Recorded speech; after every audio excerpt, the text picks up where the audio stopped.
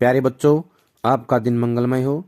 अगर आप नए हैं तो इस चैनल को सब्सक्राइब कर लें। आज हम करेंगे गलतालवा पाठ का अगला पार्ट, जिसमें बताया गया है कि उसके पिता ने जो स्वप्न देखा था कि उसका बेटा पढ़ लिख के बड़ा हो जाएगा, तो आगे क्या हुआ देखें। मोहन पढ़ लिख कर वंश का दारिद्र्य मिटा दे, यह उनकी हार्दिक इच्छा थी। उसके पिता को अब उम्मीदें हो गई थी कि मोहन गरीबी को मिटाएगा, लेकिन इच्छा होने भर से ही सब कुछ नहीं हो पाता, यानी सब कुछ संभव नहीं हो जाता।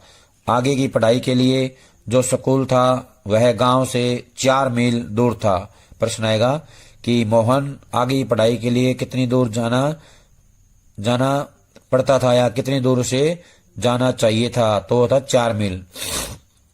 4 मील से पहले उसके पास कोई पढ़ाई के लिए स्कूल नहीं था। 4 मील तो जाना ही पड़ेगा।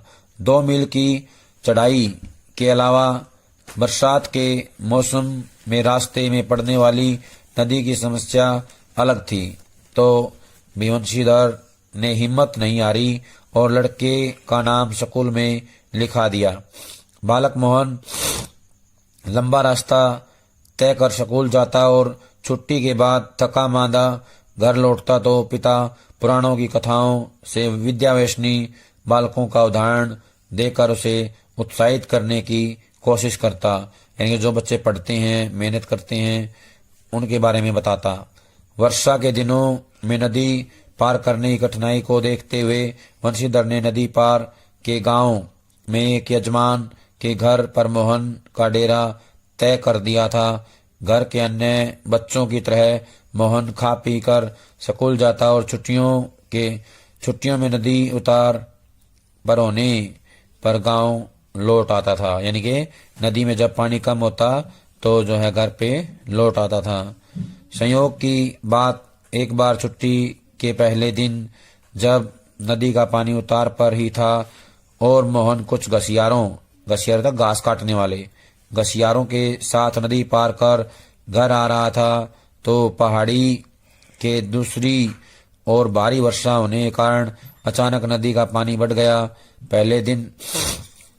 पहले नदी की धारा में झाड़ जखाड़ और पात पतेल आने शुरू हो गए, तो अनुभवी घसियारों ने तेजी से पानी को काट कर आगे बढ़ने की कोशिश की, लेकिन किनारे पहुंचते मटमैले पानी का रेला उन तक आ ही पहुंचा। वे लोग किसी प्रकार सकुशल इस पार पहुंचने में सफल हो सके। इस घटना के बाद वंशीधर घबरा गए और बच्चे के भविष्य को लेकर चिंतित रहने लगे। बिरादरी के एक संपन्न परिवार का युवक रमेश उन दिनों लखनऊ से छुट्टियों में गांव आया हुआ था। बातों बातों में वंशीधर ने मोहन की पढ़ाई के संबंध में उससे सुझाव दिया कि वे मोहन को उसके साथ ही लखनऊ भेज दें। घर में वहां 4 प्राणी हैं, एक और बढ़ जाने में कोई अंतर नहीं पड़ता, बल्कि बड़े शहर में रहकर वह अच्छी तरह पढ़ लिख सकेगा। यानी कि मोहन अब जो है उस यजमान के साथ लखनऊ आ जाता है जिसका नाम रमेश है। वंशीधर को जैसे रमेश के रूप में साक्षात भगवान मिल गए हों। उनकी आंखों में पानी छलछलाने लगा। भरे गले से वे केवल इतना ही कह पाए कि बिरादरी का यही सहारा होता है, यानी अपनी बिरादरी यानी कि जाति के लोगों का आपस में यही जो है सहारा होता है, अवलंब होता है। छुट्टियां शेष होने पर रमेश वापस लौटा तो माँ बाप और अपनी गांव की दुनिया से बिछुड़कर सहमा डरा सा मोहन भी उसके साथ लखनऊ आ पहुंचा। अब मोहन की जिंदगी का एक नया अध्याय शुरू हुआ। घर की दोनों महिलाओं जिन्हें वह चाची और भाभी कहकर पुकारता था का हाथ बटाने के अलावा धीरे धीरे वह मोहल्ले की सभी चाचियों और भाभीयों के लिए कामकाज में हाथ बटाने का साधन बन गया। कहने का आशय है कि मोहन रमेश के घर पहुंचकर केवल पढ़ाई ही नहीं करता, बल्कि घर की महिलाओं, उनकी चाची और भाभीयों के काम में हाथ बटाता था। इसके अलावा वह मोहल्ले की चाचियों और भाभीयों के काम में भी हाथ बटाने का साधन हो गया था। मोहन थोड़ा दही तो ला दे बाजार से। मोहन ये कपड़े धोबी को दे तो आ। मोहन 1 किलो आलू तो ला दे। औसत दफ्तरी बड़े बाबू की हैसियत वाले रमेश के लिए मोहन को अपना भाई बिरादर बतलाना अपने सम्मान के विरुद्ध जान पड़ता था और उसे घरेलू नौकर से अधिक हैसियत वह नहीं देता था। इस बात को मोहन भी समझने लगा था। थोड़ी बहुत हीला हवाली करने के बाद रमेश ने निकट के ही एक साधारण से स्कूल में उसका नाम लिखवा दिया। लेकिन एकदम नए वातावरण और रात दिन के काम के बोझ के कारण गांव का वह मेधावी छात्र, मेधावी होता है होशियार छात्र शहर के स्कूली जीवन में अपनी कोई पहचान नहीं बना पाया। उसका जीवन एक बंधी बंधाई लीक पर चलता रहा। साल में एक बार गर्मियों की छुट्टियों में गांव जाने का मौका भी तभी मिलता जब रमेश या उसके घर का कोई प्राणी गांव जाने वाला होता, वरना उन छुट्टियों को भी अगले दर्जे की तैयारी के नाम पर उसे शहर में ही गुजार देना पड़ता था। अगले दर्जे की तैयारी तो बहाना भर थी। सवाल रमेश और उसकी गृहस्थी की सुविधा असुविधा का था। मोहन ने परिस्थितियों से समझौता कर लिया था क्योंकि और कोई चारा भी नहीं था। घर वालों को अपनी वास्तविक स्थिति बतलाकर वह दुखी नहीं करना चाहता था। वंशीधर उसके सुनहरे भविष्य के सपने देख रहे थे।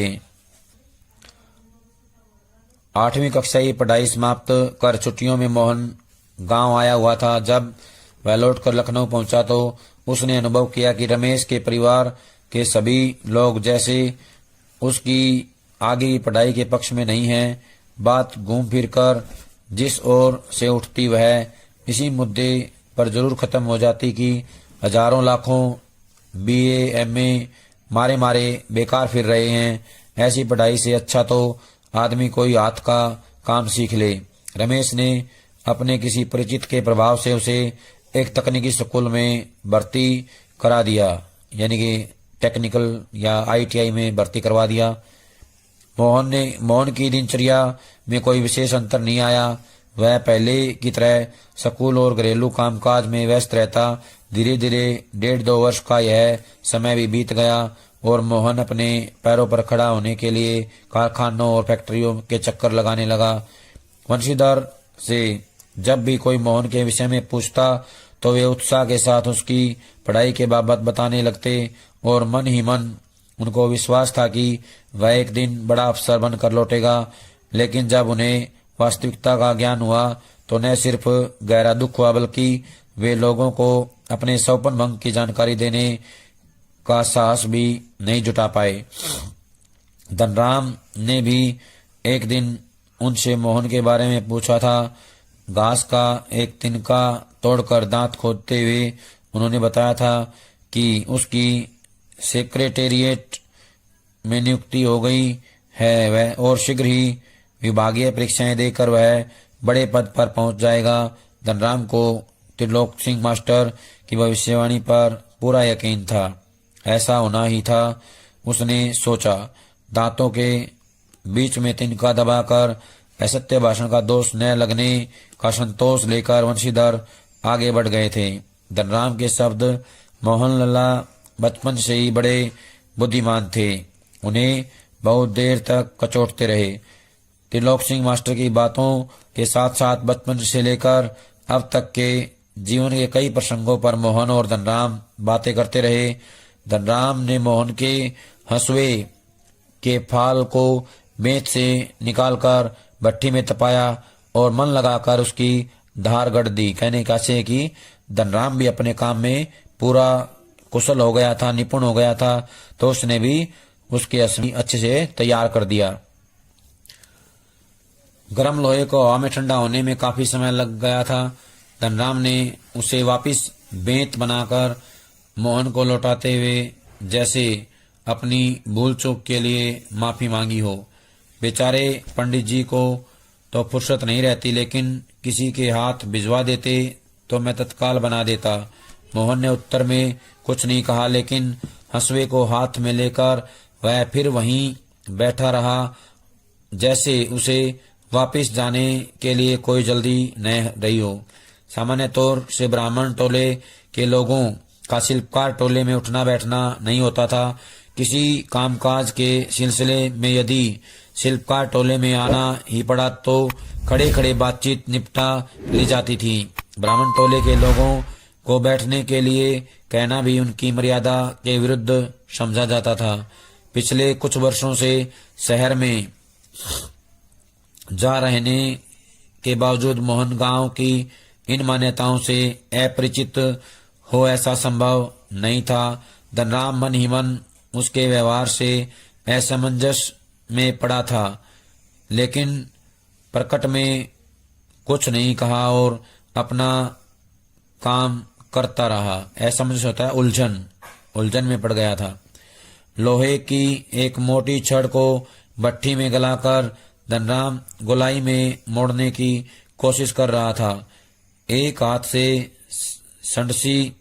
सड़सी पकड़कर जब वह दूसरे हाथ से हथौड़े की चोट मारता तो निहाई पर ठीक घाट में सिरा न फंसने के कारण लोहा उचित ढंग से मुड़ नहीं पा रहा था।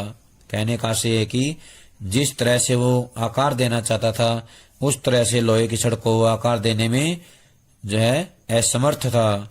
सड़सी होता है पलाश के जैसा किसी भी लोहे को पकड़ने का औजार, एक औजार होता है पलाश के जैसे। मोहन कुछ देर तक उसे काम करते हुए देखता रह गया। फिर जैसे अपना संकोच त्याग कर उसने दूसरी पकड़ से लोहे को स्थिर कर लिया और धनराम के हाथ से हथौड़ा लेकर नपी तुली चोट मारते अभ्यस्त हाथों से दौकनी फूंक कर लोहे को दोबारा भट्टी में गर्म करते और फिर निहाई पर रखकर उसे ठोकते पीटते सुगढ़ गोले का रूप दे डाला। कहने का आशय है कि जब धनराम से ये काम नहीं हुआ तो मोहन ने जो है अपना संकोच त्याग दिया, संदेह त्याग दिया और उसने उस छड़ को ले लिया और उसे पकड़कर हथौड़े से चोट मारी। नपी तुली चोट मारते हुए उसे गर्म करके जो है एक गोलाकार रूप दे दिया, सुंदर सुगढ़ गोला बना दिया। मोहन का यह हस्तक्षेप इतनी फुर्ती और यानी शीघ्रता आकस्मिक ढंग से हुआ, यानी कि इतने शीघ्र और अचानक हुआ कि धनराम को चूक का मौका ही नहीं मिला। वह अवाक मोहन की ओर देखता रह गया। अवाक होता है बिना कुछ बोले, मोहन की ओर ही देखता रह गया। उसे मोहन की कारीगरी पर उतना आश्चर्य नहीं हुआ जितना पुरोहित खानदान के एक युवक का इस तरह के काम में उसकी भट्टी पर बैठकर हाथ डालने पर हुआ था। वह शंकित दृष्टि से इधर उधर देखने लगा। शंकित होता है संदेहजनक। धनराम की संकोच, असमंजस और धर्म संकट की स्थिति से उदासीन मोहन संतुष्ट भाव से अपने लोहे के छल्ले की त्रुटिहीन गोलाई को जांच रहा था। त्रुटिहीन होता है बिना किसी गलती के। उसने धनराम की ओर अपनी कारीगरी की स्वीकृति पाने की मुद्रा से देखा। उसकी आंखों में एक सर्जक की चमक थी।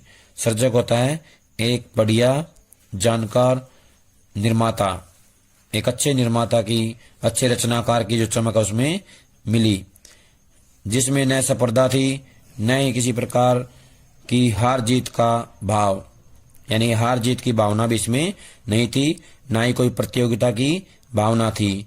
एक अच्छे रचनाकार, अच्छे व्यक्ति की जो सोच है, समझ है, वो उसमें देखने को मिली।